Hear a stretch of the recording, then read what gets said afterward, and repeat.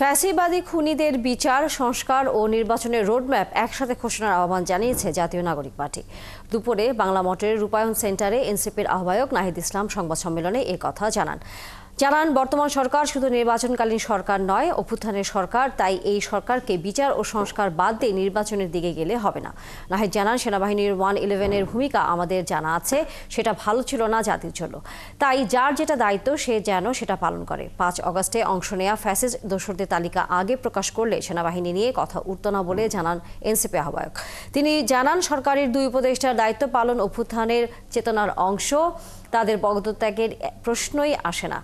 নাহিদ জানান, দেশের সকল প্রতিষ্ঠান ধ্বংস হয়ে গেছে, তাই জাতীয় নির্বাচনের আগে সক্ষমতা যাচাইয়ে স্থানীয় সরকার নির্বাচন দিতে হবে।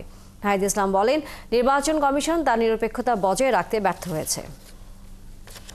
আমাদের অন্তর্বর্তী সরকারের প্রতি আহ্বান, জুলাই ঘোষণাপত্র এবং বিচার, সংস্কার এবং নির্বাচনের রোডম্যাপ একত্রে ঘোষণা করা এবং সব পক্ষের সাথে আলোচনা করে একটা সুষ্ঠু সমাধানের দিকে যাওয়া।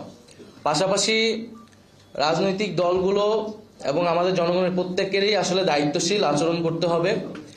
বাংলাদেশের বর্তমান পরিস্থিতি, জাতীয় নিরাপত্তা এবং ভবিষ্যৎ গণতান্ত্রিক বাংলাদেশের কথা ভেবে সকলেই সেই দায়িত্বশীল আচরণ করব আমরা এবং একটা আলাপ আলোচনার মধ্য দিয়ে সমাধানের দিকে যাব, সেটা আমাদের প্রত্যাশা।